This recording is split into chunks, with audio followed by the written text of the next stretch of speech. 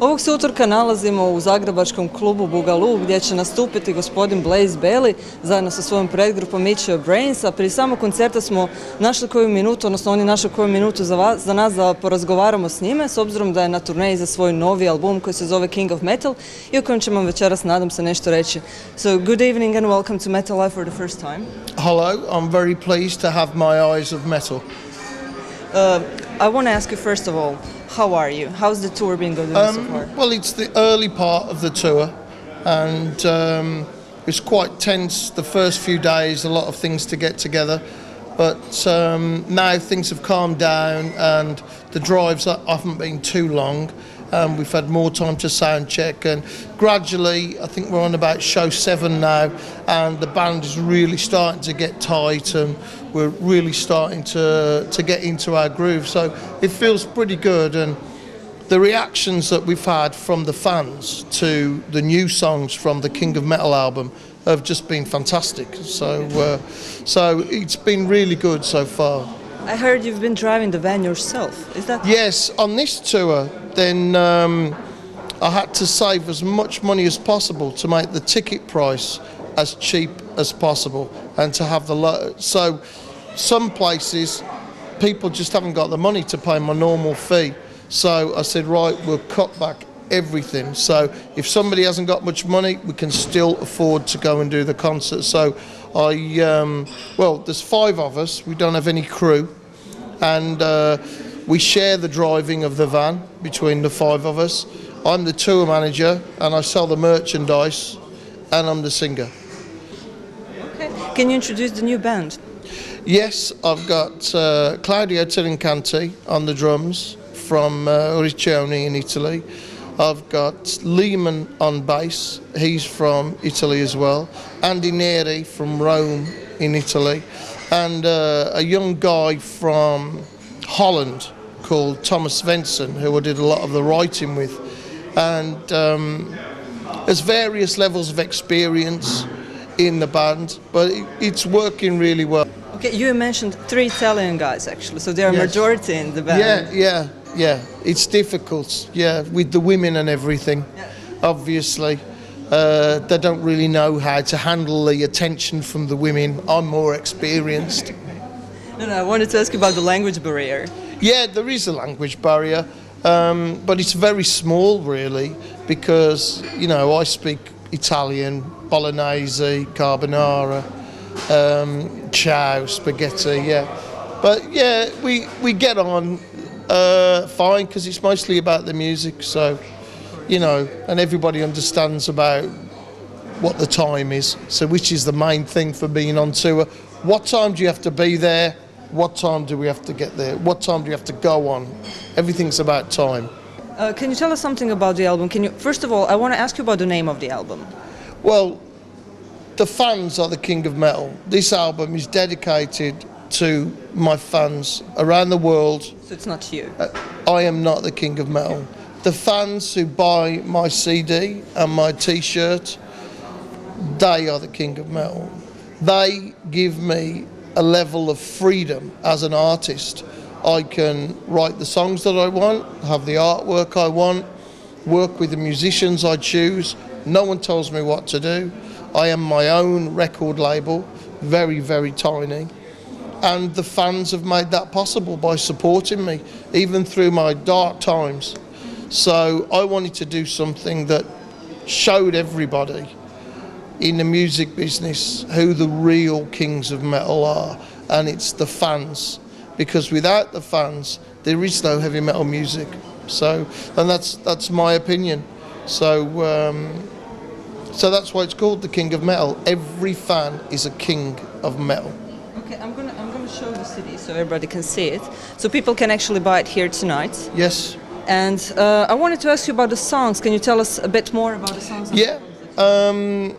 Well, a lot of the songs have a strong theme about picking yourself up from the ashes of your own defeat. And that's probably the picture on the cover represents as well. Yeah. And the King of Metal is about the music business and how terribly dishonest the music business is which is born from the late 70s, when people who understood money got involved in the music business. It ceased to have the value that it did before, and things are much more now about the business side of it. And real musicians, great songwriters, don't get the opportunities. It doesn't matter how good you are. It only matters if someone can sell you. So it's about that, and that dishonesty. And then Dimebag that's about the guitarist from Pantera who was murdered. And it's a long time ago now, so I think people will see that it's my own tribute, just a tribute to him and what he did in his life. He was such an individual, and he didn't follow any trend or any fashion. He did just what he wanted to do, and if people liked it, that was great. So that's a tribute to him. And then the Black Country is about finding your way home. In the dark days of the last years, when my band broke up, then I had to get a job in a factory to keep my body and soul together, to pay my rent, to function, to keep going until my next gig.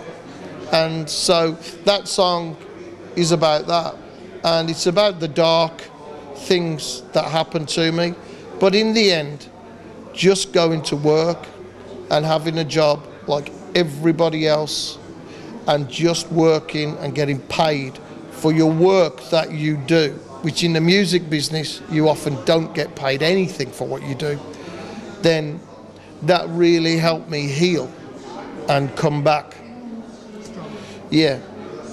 And The Rainbow Fades to Black is it's just a gentle tribute to the late Ronnie James Dio. It's using some of his style to get my own message about not being brainwashed by materialistic marketing people, not allowing yourself to buy into the iconography and fashion status of you must have this, you must have that, if you don't need it.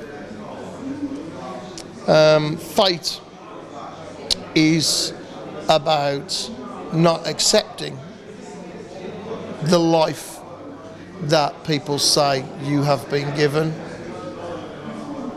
So you fight your fate.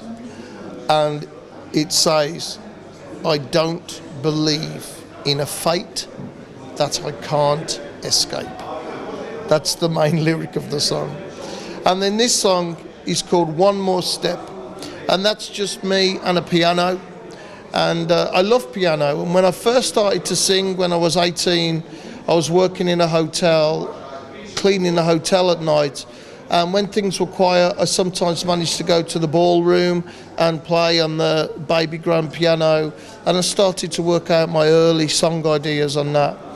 And I have just a basic electric piano at home, and I had this idea floating around for a little while, and then I played it to Thomas, who I've written the album with, and we had a few ideas, and it came out. And it's about picking yourself up and forgetting how long the journey is, but just taking one more step on the journey to get back to your home. And Fighter starts the second half of the album. That is about fighting for what is really yours, what you deserve, what you've paid for. Sometimes people will take things from you, they will shit on you, they will steal from you, and they will call you bad things that you just don't deserve. And Fighter is just a very simple lyric which says, say to yourself that you are a fighter. Believe that about yourself when you feel that you want to give in.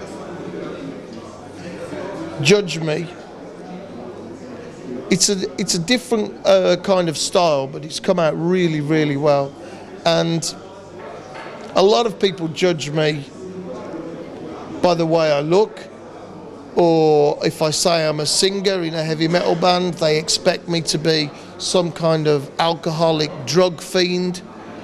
But that's not me.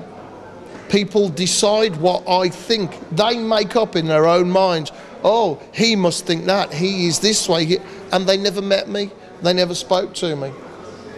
And the simple message of that song is, unless you've been where I've been and done what I've done and lived through what I've lived through, you can't judge me.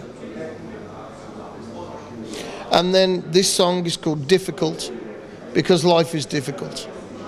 And it's pointless thinking that it will be easy and it won't be painful and you won't have any problems. In this band we say, problems for breakfast, disaster for lunch. And the last one is called The Beginning, because going back to my 10th Dimension album, then the idea that every ending is in fact the seed of a beginning, if you can find that seed. And a lot of times at my concerts, I try and remind my fans to be at the concert and forget nothing. While you're here, this is the only thing that you can do. So really be here, really involve yourself in the concert and forget for those few seconds that you're here. Forget about everything else outside. And that's what the lyric to that is about. So I guess everybody can find himself in the lyrics. They're very simple and very to the point. On this album I made it very simple. I was very conscious about being very, very direct. My name is Bayley. You are watching Metal Eye. Stay tuned to this wonderful program, one of the greatest heavy metal programs in the world today.